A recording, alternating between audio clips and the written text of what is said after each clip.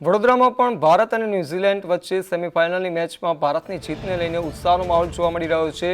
ભારતે ન્યૂઝીલેન્ડને હરાવી ફાઇનલમાં સ્થાન મેળવ્યું છે। વડોદરા શહેરમાં ઉજવણી કરવામાં આવી રહી છે। શહેરના મુસ્લિમ સમાજ દ્વારા પણ આતશબાજી કરી ભારતની જીતને વધાવવામાં આવી છે। ભારતના જીતનો હાથીખાના વિસ્તારમાં જશ્ન મનાવવામાં આવી રહ્યો છે। મુસ્લિમ સમાજે ફાઇનલમાં પણ ભારતની જીતનો આશાવાદ વ્યક્ત કર્યો છે। तो वर्ल्ड कपनी फाइनल में भारत पहुंच्યું છે અને હાલમાં મુસ્લિમ સમાજ દ્વારા પણ ઉજવણી કરવામાં આવી રહી છે। ફટાકડાની આતશબાજી સાથે ભારતની જીતને વધાવવામાં આવી રહી છે। લોકો ટીમ ઇન્ડિયાને વધામણા પણ આપી રહ્યા છે। સાથે સાથે ભારતની જીતનો હાથીખાના વિસ્તારમાં જશ્ન જોવા મળી રહ્યો છે।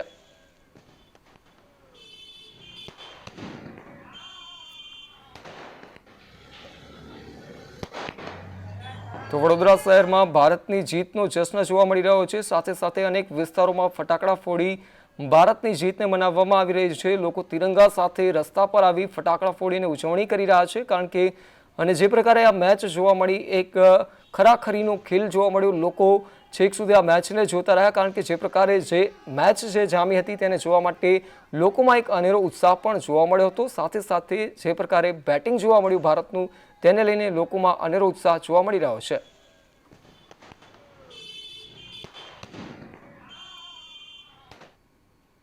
હૃદય ધન્યવાદ સાથે બનાસદરાની આ જનમેદની ઋણ સ્વીકાર કરે છે માનનીય મુખ્યમંત્રી શ્રી આપના પ્રાસંગિક ઉદ્બોધન માટે। નવા વર્ષના નવા ઉન્મેષ સાથે હું સાદર આમંત્રિત કરીશ માનનીય રાજ્યપાલ મહોદયશ્રીને તેમના પ્રેરણાત્મક ઉદ્બોધન માટે। માનનીય રાજ્યપાલ મહોદયશ્રી પ્રેરણાત્મક ઉદ્બોધન માટે સાદર આમંત્રિત છે। Oh, please. गुजरात प्रदेश के बहुत ही सौम्य मृदु एवं कर्म योगी मुख्यमंत्री आदरणीय श्री भूपेंद्र भाई पटेल जी,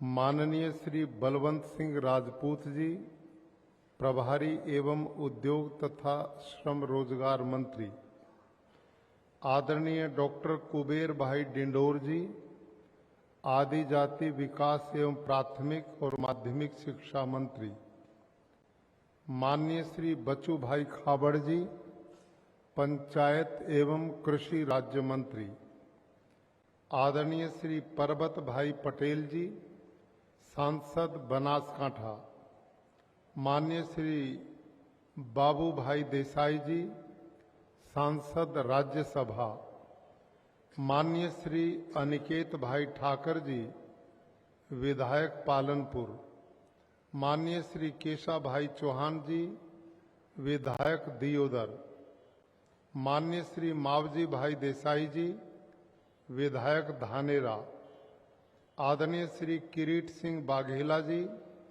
जिला अध्यक्ष माननीय श्री जयंती भाई कवाड़िया जी, पूर्व मंत्री आदरणीय श्री हरि भाई चौधरी जी, पूर्व मंत्री आदरणीय श्रीमती वर्षा जोशी जी, सचिव भारत सरकार आदरणीय श्रीमती मोना खंदार जी, प्रधान सचिव गुजरात सरकार आदरणीय श्री मुरली कृष्णन जी, प्रधान सचिव गुजरात सरकार माननीय श्री वरुण कुमार बरनवाल जी, कलेक्टर बनासकांठा माननीय श्री स्वप्निल खरे जी, डीडीओ बनासकांठा विकसित भारत के संकल्प को साकार करने वाले सभी सहयोगी और जनजातीय समुदाय के सभी सम्मानित भाइयों और बहनों, देवी और सज्जनों,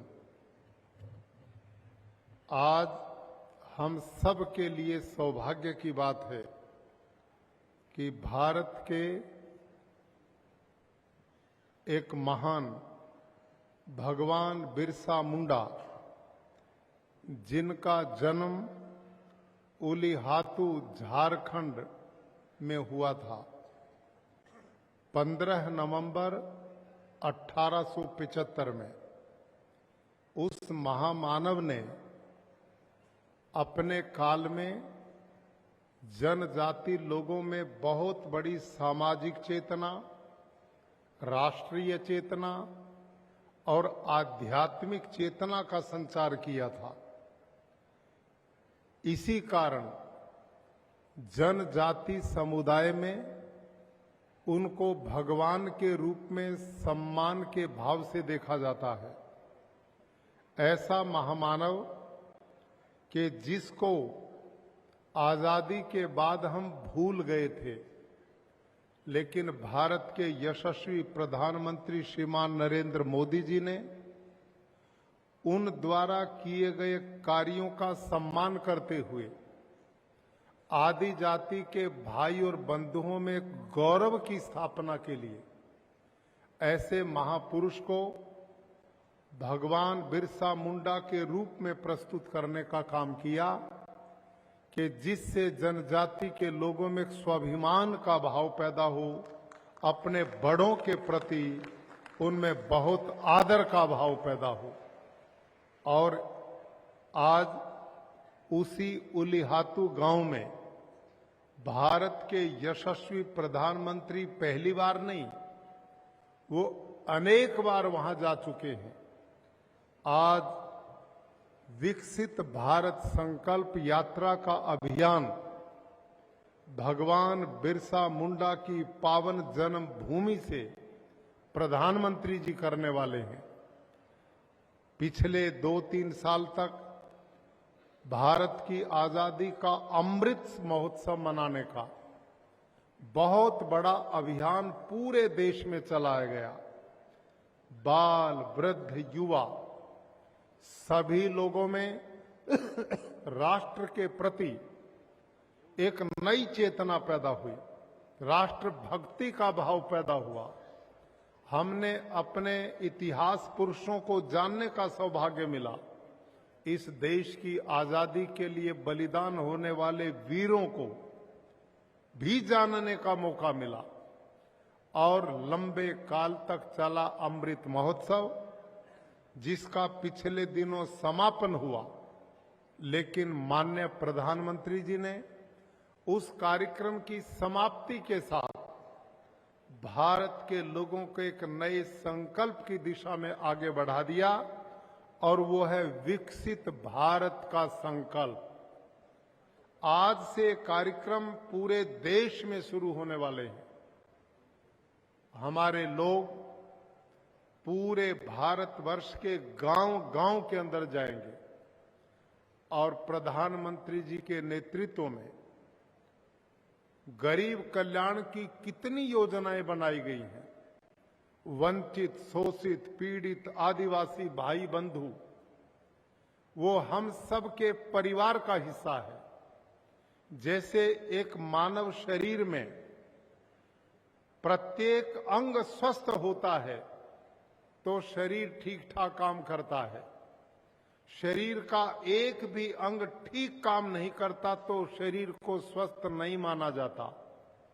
उसी प्रकार से किसी राष्ट्र का शरीर वहां के नागरिक होते हैं, और राष्ट्र का प्रत्येक नागरिक समृद्ध हो, उन्नत हो, खुशहाल हो, शिक्षित हो। जब पूरा राष्ट्र इस रूप में होता है तो उसे राष्ट्र का समग्र विकास कहा जाता है। भारत के माननीय यशस्वी प्रधानमंत्री जी पूर्व से पश्चिम, उत्तर से दक्षिण पूरे भारतवर्ष में रहने वाले जितना भी मानव समाज है वो सबके कल्याण की सोचते हैं, और विशेष रूप से गरीब, वंचित, शोषित, पीड़ित आदिवासी भाई के जो हमारे शरीर का कमजोर हिस्सा रह गए हैं, उनको भी वो पूरा मजबूती के साथ आगे बढ़ाने का संकल्प लिए हुए हैं।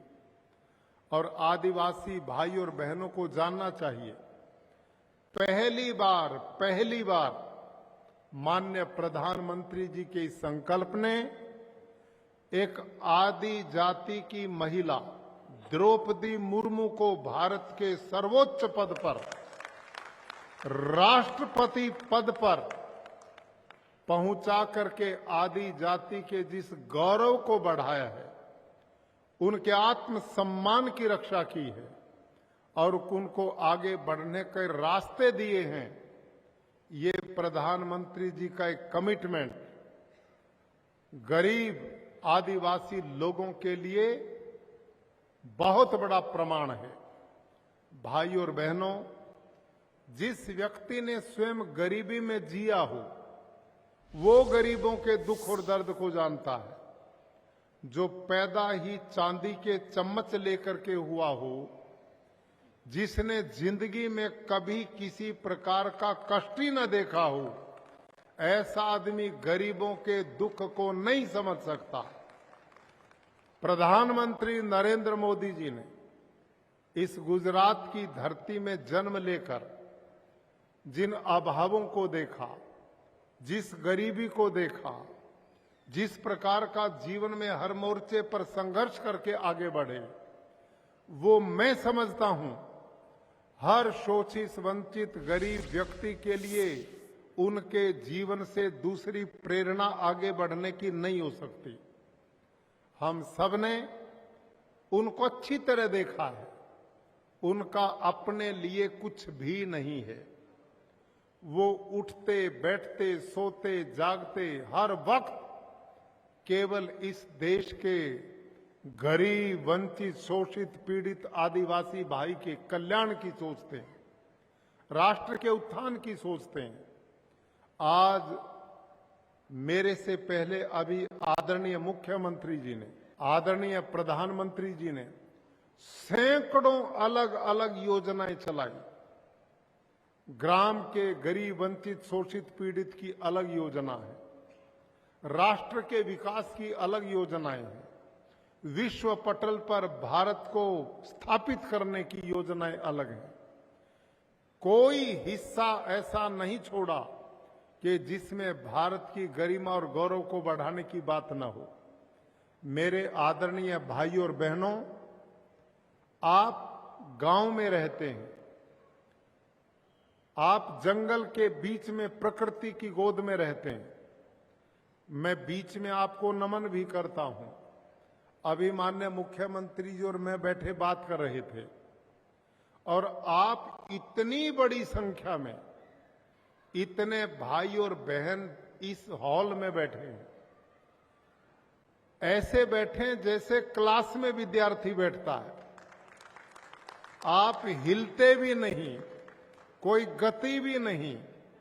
आपकी सौम्यता, आपकी सरलता, आपकी सज्जनता, भाई मैं तो विचार कर रहा था, यदि आप सब जैसे लोग इस धरती पर हो जाएं, तो फिर हमास और इजराइल जैसे युद्ध की जरूरत नहीं है। आप जैसे लोग सभी हो जाएं तो यूक्रेन और रूस में जो बर्बादी हो रही उसकी जरूरत ही ना पड़े। आज ऐसे भले और सज्जन लोग इस राष्ट्र की पूंजी हैं। आप इस देश का गौरव और सम्मान है। हमारे आदिवासी भाइयों ने आजादी के समय, जैसा आदरणीय मुख्यमंत्री जी ने हमारे बीच में कहा, तमार, संथाल, खासी, भील, मिजो और कौल आदि जातियों के लोगों ने इस देश की आजादी के लिए अपने बलिदान भी देने में पीछे नहीं हटे और समय समय पर हमारे लोगों ने बहुत बड़ा बलिदान दिया। और इस गुजरात की धरती पे भाई और बहनों, जलियांवाला बाग का कांड अमृतसर पंजाब में हुआ था, जहां हजारों लोगों को अंग्रेजों ने गोलियों से भूनकर मौत के घाट उतार दिया था। लेकिन उसके कुल 3 बरस बाद ही सबसे बड़ा नरसंहार अंग्रेज ने किया, तो वही हमारा ये गुजरात का हिस्सा था। आदिवासी भाई और बहनों ने उनके जुल्मों के विरोध में आवाज बुलंद की और लगभग 1200 लोगों को मौत के घाट उतार दिया गया। उस घटना को अंग्रेज ने दबा दिया, लेकिन भारत के यशस्वी प्रधानमंत्री जी जिन दिनों गुजरात में मुख्यमंत्री थे, उन्होंने उस घटना को उजागर करते हुए आदि जाति के लोगों द्वारा देश की स्वतंत्रता के आंदोलन में इतना बड़ा बलिदान दिया गया, उसका सम्मान उनको मिले, इस घटना को उन्होंने आम जनता तक पहुंचाया कि भारत के विकास में, उन्नति में, स्वतंत्रता में जनजाति के भाइयों ने कितना बड़ा योगदान इस देश के लिए दिया है। आज भारत में बहुत सारी योजनाएं बन रही हैं। गरीब कल्याण की योजना, जिनकी चर्चा आदरणीय मुख्यमंत्री जी ने भी की है। देश के हर योजना के हर प्रयास हो रहे हैं। जन धन से लेकर गोबर धन तक, वन धन विकास केंद्र से लेकर वन धन स्वयं सहायता समूह तक, स्वच्छ भारत मिशन से लेकर जल जीवन मिशन तक, पीएम आवास योजना से लेकर उज्ज्वला गैस कनेक्शन तक, मातृत्व वंदना योजना से लेकर पोषण के लिए राष्ट्रीय अभियान तक, ग्रामीण सड़क योजना से लेकर मोबाइल कनेक्टिविटी तक, एकलव्य स्कूलों से लेकर आदिवासी यूनिवर्सिटी तक, बांस से जुड़े दशकों पुराने कानून के बदलने से लेकर करीब 90 वन उपजों में जो उत्पादन है उनका एमएसपी तक, सिकल सेल अनीमिया के निवारण से लेकर ट्राइबल रिसर्च इंस्टीट्यूट तक, कोरोना की मुफ्त वैक्सीन से लेकर अनेक जानलेवा बीमारियों से बचाने वाले मिशन इंद्रधनुष तक, केंद्र सरकार की योजनाओं और राज्य सरकार के प्रयासों से करोड़ों आदिवासी परिवारों का जीवन आसान हो रहा है।